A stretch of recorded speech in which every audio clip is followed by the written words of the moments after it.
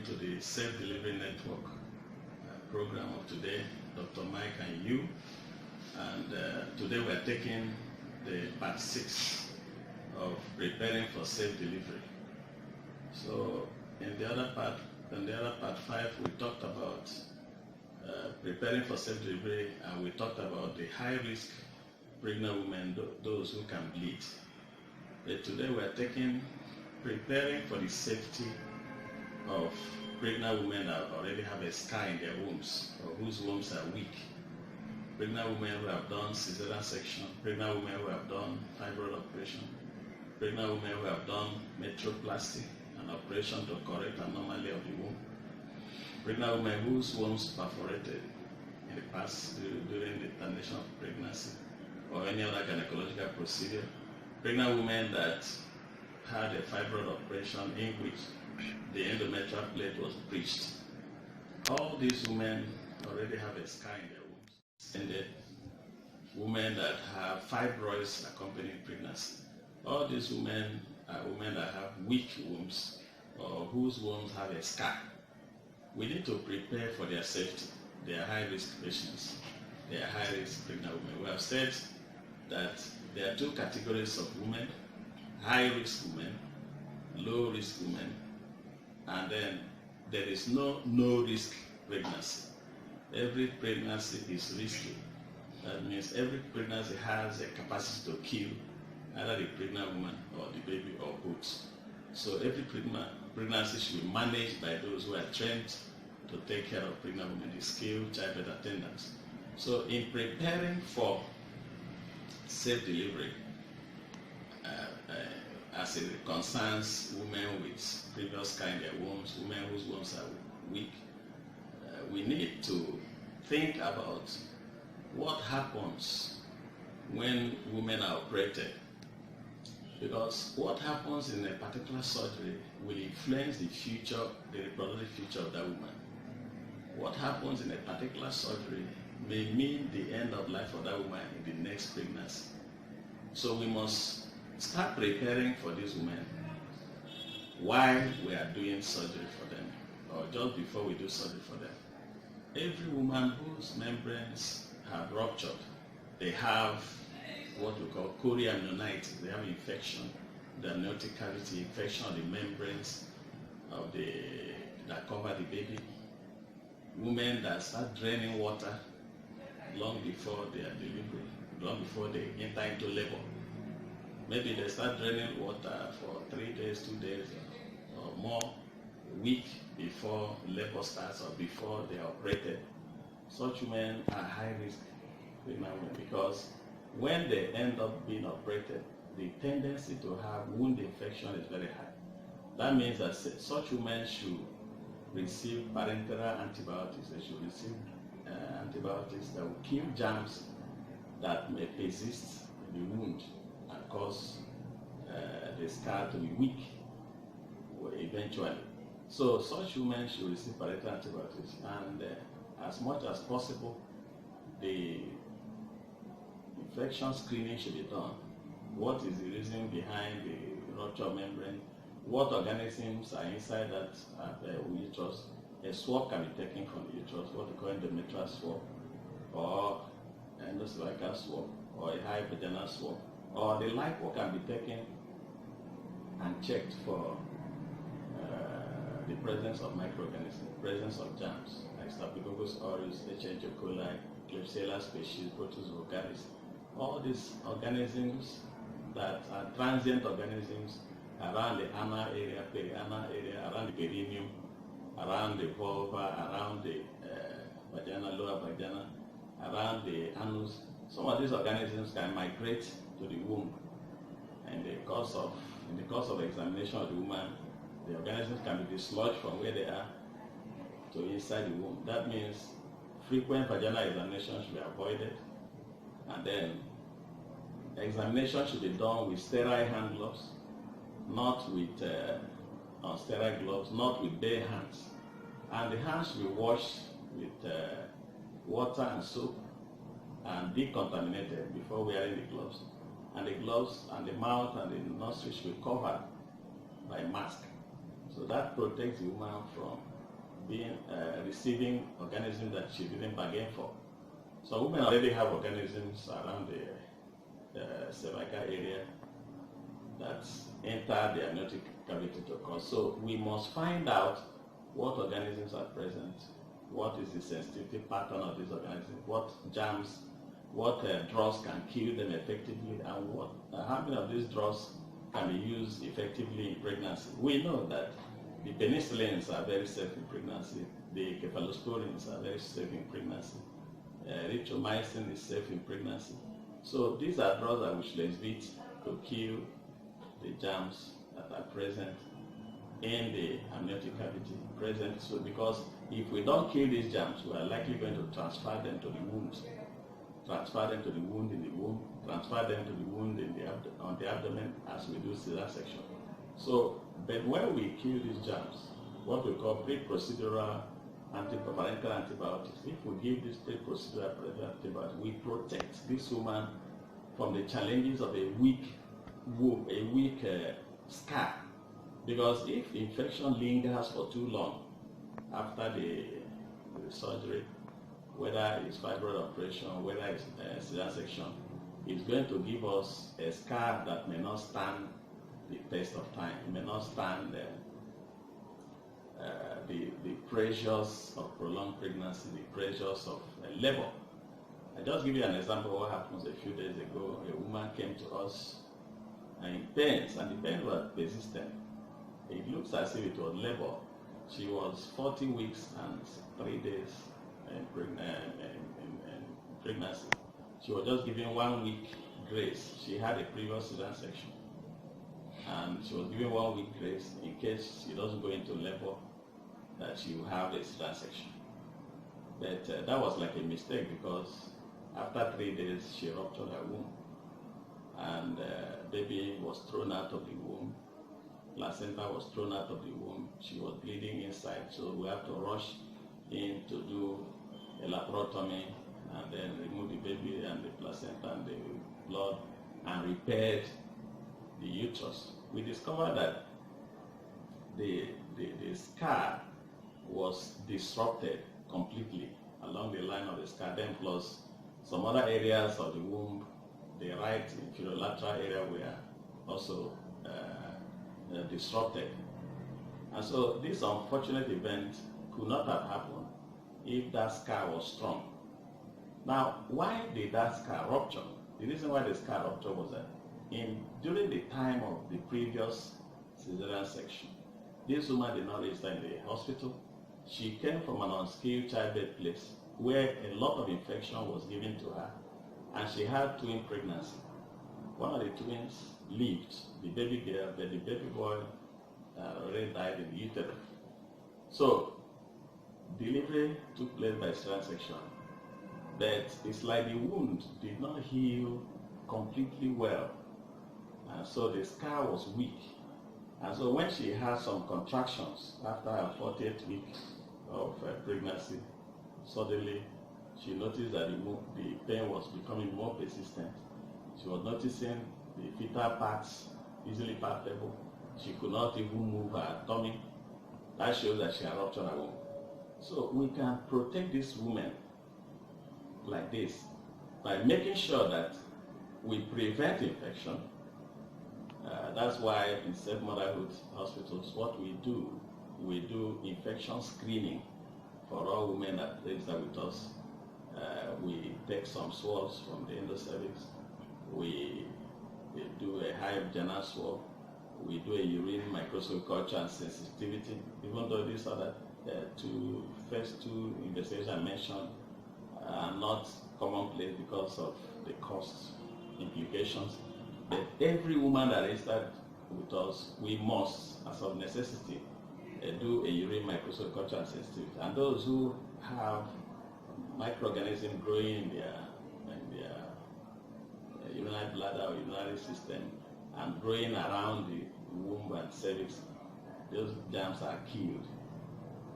And then those of them that come to us before they get pregnant, we do a more comprehensive infection screening. We take an endocervical swab after opening the cervix. and we take a urine test for culture and sensitivity. We also do a sperm microscope culture and sensitivity, apart from the seminal fluid analysis.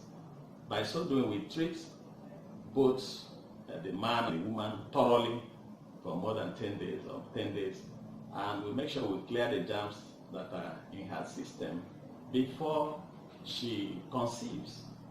And by the time she conceives, where there is no germ, the likelihood of having a premature rupture membrane is not there.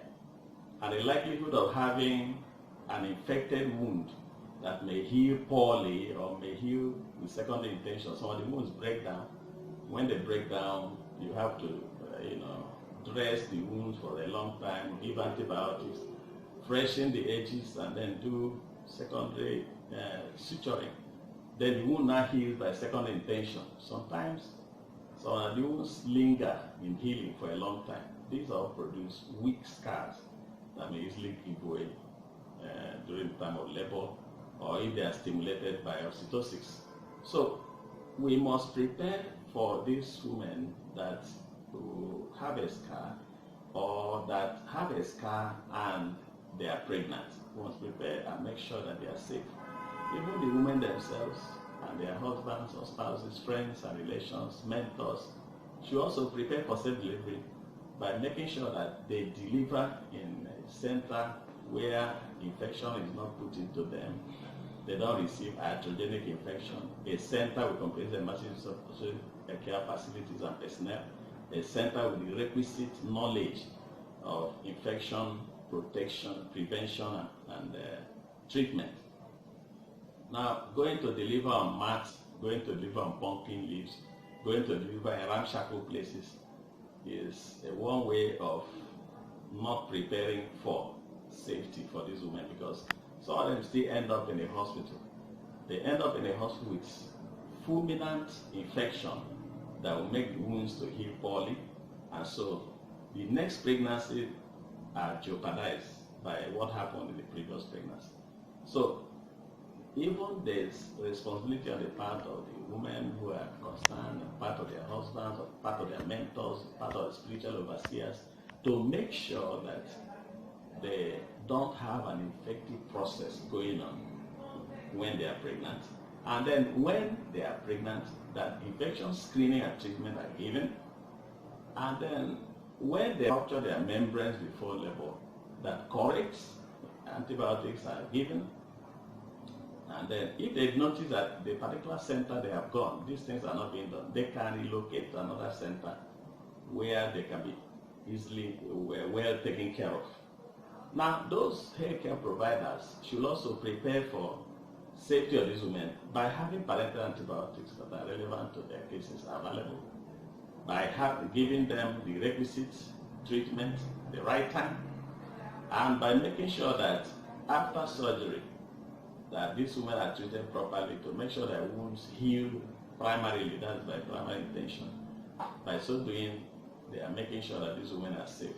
Otherwise, those with a weak scar, those with a scar in their wombs, can easily rupture their wombs in the hands. In fact, such women should never be attended to by those unskilled birth attendants or traditional birth attendants or auxiliary midwives or native obstetricians. These people should never attend to women that have a scar in their wombs. But that's one sure way to die, because most of them end up having uterine rupture because their wombs should never be stimulated. They should never have an induction of labor. They should never have an augmentation of labor with oxytocin or misoprostol. These things should never be used on women that have had fibroid operation before. We had a situation in the teaching hospital one time. A woman came in when we were still test running cytotech. Misoprostol just came newly, and the one quarter tablet that's 50 microgram misoprostol was inserted into the cervix of this woman. First insertion, after 6 hours, the next one was inserted for her to deliver. She had a previous myomectomy operation with a very ugly scar. So suddenly she ruptured her womb, and before help could come, she died from internal bleeding. So no woman that has fibroid before, no woman that has had a cesarean section before, whether once or twice, should ever have her womb stimulated. It's like a death sentence for that woman. And so one way to prepare for safe delivery is to have the relevant knowledge of how to avoid these pitfalls. And that is why Safe Motherhood Empowerment and Life Initiative have published several books to help those who are in the medical profession, healthcare, to help healthcare professionals, also to help recipients of healthcare products and services to know exactly when to accept a particular treatment plan or when to reject it. And then for healthcare professionals, when to give a particular treatment plan or when not to give it. When is it time to induce labor, or when is it that we should not induce labor? So these are things that are articulated in the works of the Safe Motherhood. So part of the preparation is that for every woman that has had a scar in her womb, whether from fibroid or whether from cesarean section, that woman should know that she may still go through another cesarean section. She may still have surgery. That means she has to prepare financially, emotionally, and otherwise for another surgery. Because sometimes when they delay decision on surgery, especially when she gets into obstetric level and they delay in decision, she can rupture her womb and die, or her baby can die, and then she rescued. So to avoid that pitfall, every woman that is pregnant, that has a scar in her womb, should know that there is a possibility of another operation. She should also know that she can deliver by herself, depending on how the baby is presenting, how the labor is moving. Some of themselves may never have a vaginal birth, especially those who contracted pelvis, or those who have done 2 or more operations. So part of the preparation is that we have to prepare our minds for another possible operation, and that can be life-saving. So the other thing is that for those who have had 5 or more babies, or those whose babies are many in the womb, there are 2 or 3 babies in the womb, and the first baby is presenting by breech or by transverse line, that one should know that this is cesarean section. It's not something that you have to try labor. Those who have had 3 babies or more in their womb should be prepared for an elective planned cesarean section. In fact, there's a difference between planned cesarean section and emergency cesarean section.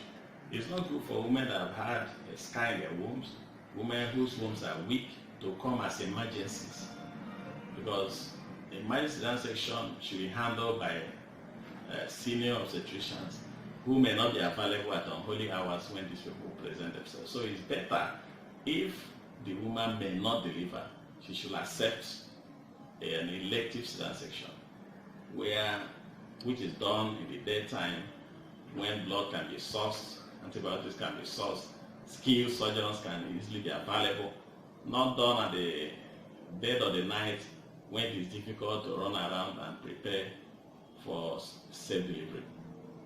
So there is need for preparation for women that are pregnant, who have wombs that have a scar, or whose wombs are weak. For those of them who have delivered 5 or more babies,